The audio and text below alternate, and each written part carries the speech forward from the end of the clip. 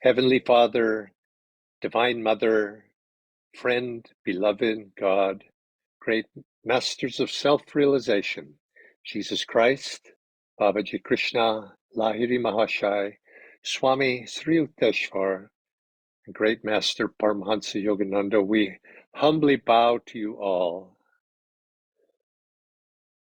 Divine Mother, great masters, help us to be a channel for thy power, thy inspiration.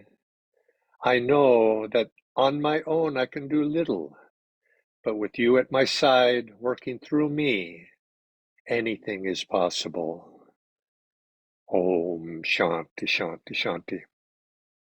And again, that prayer is very, you might say, indicative of what I want to speak about today is with God working through us, anything is possible. But of course, working on our own, with our own hands, our own inspiration, our own abilities, as much as they may be quite advanced, it's limited. And so I'd like to speak about this particularly is because we speak about healing from many different perspectives. We speak about healing from body, mind, emotion, and also from the souls. And there's one, I think it's more of a spiritual disease, of, if you would call it that, that Swami Kriyananda would refer to sometimes, a quote about this from the Bhagavad Gita, where Krishna says, the doubter is the most miserable of men. In other words, somebody who just suffers from doubts.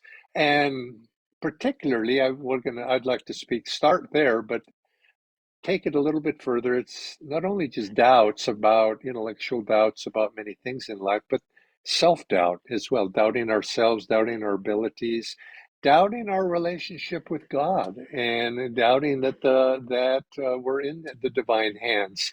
So, Swami Kriyananda could speak very well on this topic, because he would often say that this was probably one of the largest obstacles in his own life as a disciple, was overcoming doubt. He was a very intellectual man. As a young man, he was a student and very scholarly, and very, actually not scholarly, but he was extremely intelligent and had great insight, and was very perceptive. But he also said he suffered from doubts. And it was that, and he couldn't accept anything. He didn't think anybody had anything to say to him, which of course is a little bit egoic, of course, more than a little bit. But he just didn't believe in anything. There was a certain streak of nihilism in his attitude toward life. He grew up at a time was just prelude to the Second World War, where the world in many ways was falling apart. And then he met Paramhansa Yogananda through reading his autobiography of a yogi, and went and became his disciple. And he was immediately taken with him, and he could feel the great love in his heart, and he accepted him wholeheartedly, except he had to admit there was a certain element within him that had doubts. And it was more of the nature of intellectual doubts, because Master says many things in the autobiography that are far beyond our understanding. And so he would think, yes, but what if this? And if you have a skeptical nature, you can't help but start penetrating and looking in those things. And it led to a general doubt of Master as his guru. Was he taking the right path? Was he doing the right thing? And he was racked by these doubts. And he knew Master was a great man. He knew he was honest, and he was sincere, and he could feel in his heart a great love for that. But nevertheless, that intellectual nature, racked his in misery. But in time, and he describes this in his autobiography, The Path. He says in time he realized his ability to understand these things that our Master had written, and I think all of us come to this point, was limited. And he said the answer, if you're suffering from those types of doubts, the answer lies in love. He loved his guru, and he led with his heart and made that the doorway to overcoming doubt. And he put the rest of the things on the shelf, and he knew intuitively and also intellectually, he knew that in time he would be able to resolve those doubts. But when we come onto the spiritual path, we can't. It's beyond us. But the behind, and there's something, as we've titled our discourse today, behind that there was also this, that outwardly intellectual doubting nature. There was something which you would call self-doubt. Am I worthy? And that of course could lead to, can I fulfill this? Am I the right person for this? And I think all of us to some degree must know what that is like. A certain lack of self-confidence. It leads to a tentativeness, uncertainty, and it's more than simply not knowing. It could even say this comes from a certain feeling of self-worth, a lack of self-acceptance even. And we look about us and we judge other people, we compare ourselves to other people, and we think, oh, look at all these other folks, they're so much more wise than me. Because you're going to find people that are better in certain aspects that are all around you. And of course, if taken in the wrong way, if your ego is a little bit fragile in that way, you begin to lose confidence in yourself and you become stuck. And it's a miserable feeling, and I suspect to some degree all of us know what that feels like. Now, interesting, our teachings give cures and help for this, and you will read in self-help books and different, that you should focus, become more self-confident by using affirmation, for example, and overcome doubt by assuring, I can do it, I'm positive, I'm energetic, and I'm so on and so forth. And these are all good things, but often we have to be careful. Is this really the best thing to start with? When you have doubts, you have lack of self-confidence, lack of self-assurance. In other words, your ego is a little bit diminished. To pump yourself up through the ego. And that's sort of the first impulse. I have to think, I'm the greatest, and go forward with that self-confidence. And it helps a little, but often this sort of self-confidence is egoic in its nature, and ultimately it's not lasting. There's a certain fragility to that. You see a lot of people are very egoic, but there's a certain fragileness to them. And the way back is not to pump up our sense of self, but you might say the cure in really lies ultimately in self-forgetfulness, not in self-affirmation. Now, I'm not saying that self-affirmation has a place. It does have a place, but the first thing is to forget oneself. In other words, to go beyond that egoic approach to affirmation. And then once we've built up a certain amount of strength in self confidence through overcoming the forgetfulness of self, then we can start to affirm, you might say, building ourselves up on a strong spiritual foundation, because we want to avoid this self-preoccupation when we're trying to build ourselves up, come to self-confidence. Because it distorts our perception, and ultimately it limits our ability to be happy. And so we look at Master's teachings and the teachings of self-realization, and there's lots to offer in affirmation, but there's something to remember, and affirmation of our connection to a higher power is what is behind the affirmations that Paramhansa Yogananda, Swami Kriyananda have offered. We're affirming our connection to a higher power, and God, through me, can do anything. In other words, the egoic guy, well, I can't do very much. I've got a limited ability, but God through me. And this is what we affirm. And if we learn it to approach affirmation from this point of view, as a child of God, God working through me, and rather than pumping up the ego, and it just is, we can't it works both ways. We can't cure superiority complex by adopting an inferiority complex, and we can't overcome an inferiority complex. I'm no good. I can't do it. I'm worthless. I don't have any confidence, by becoming a superior, adopting a superiority complex. And the essence of this is getting ourselves into an expansive mode rather than in a contractive mode. And in the sense I'm limited, my sense of self-worth is small. And to have that confidence that God is with me, feeling that presence and adopting things that are expansive. And in other words, and one of the best ways to do that is embracing others, embracing a larger view, being and avoiding those things that are saying I can't, that are contracting.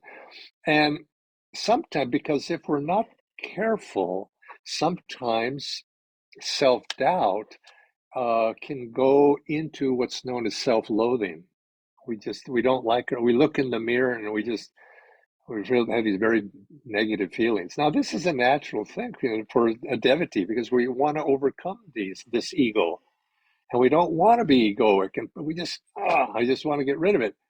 But we have to take it step by step. So we look into the mirror of our soul, and maybe we don't see something we like, our faults, our bad habits, our impurities, but then we need to take that, okay, I accept I have those, it's not me.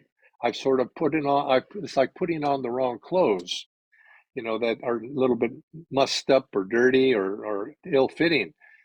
I've got to change these clothes. I got to repair that. And remember that you can't drive out the devil with a stick by beating up on yourself, feeling guilty and judging yourself, putting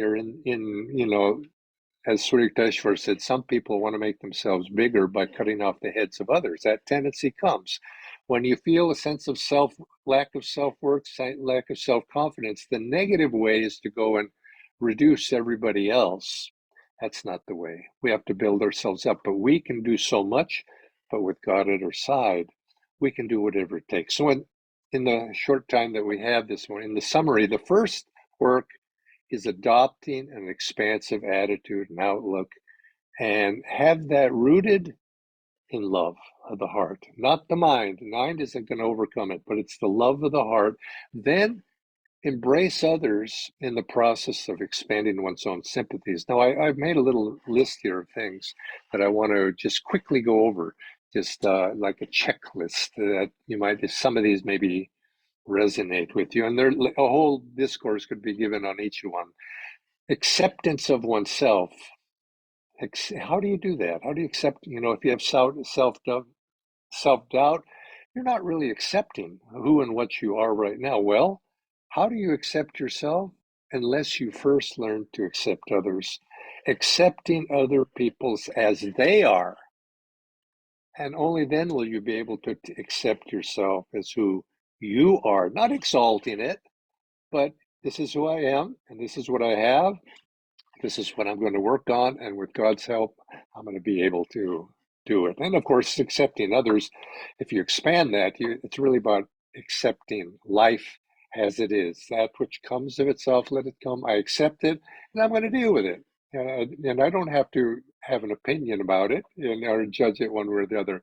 You might say even taking a little step further beyond that, not just accepting others, but showing some respect for them, not as necessarily for their bad habits or traits, but accepting others as fellow children of the divine, not just grudgingly either. I guess I got to live with this person, accepting, embracing in a sense, to the degree we can, loving others and accepting that we're different. Okay, I don't have to judge that, but find ways to bridge those differences with others. And this leads to an expansive attitude. You don't envy, don't resent. That's, by resenting others in any way, we only belittle ourselves. We make ourselves smaller, measuring yourself always against, other people, other situations.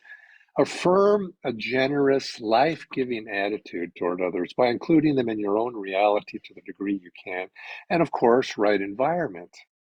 Avoid the company of those people who are cynical or have attitudes like that.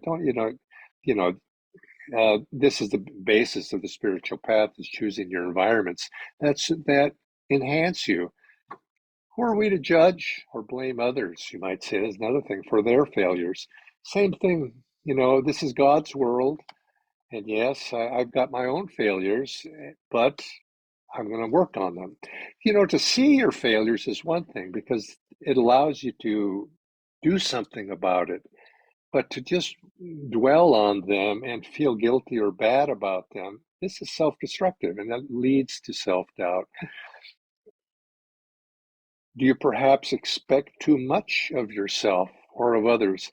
There's a lot of people. I read a short article a while back, and it was written by a person who interviews people for jobs. And he says, one of the most common things when I ask people to say, tell me something about yourself, your characteristics, one of the most common things people says to them, he says, well, you see, I'm something of a perfectionist.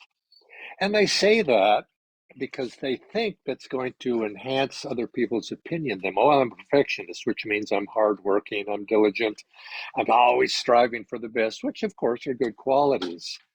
But this over perfectionism, usually oftentimes this interviewer was saying, people who really are perfectionists, they tend to be not good teammates because they're critical of themselves and they're critical of other people. And I thought that was a very interesting observation.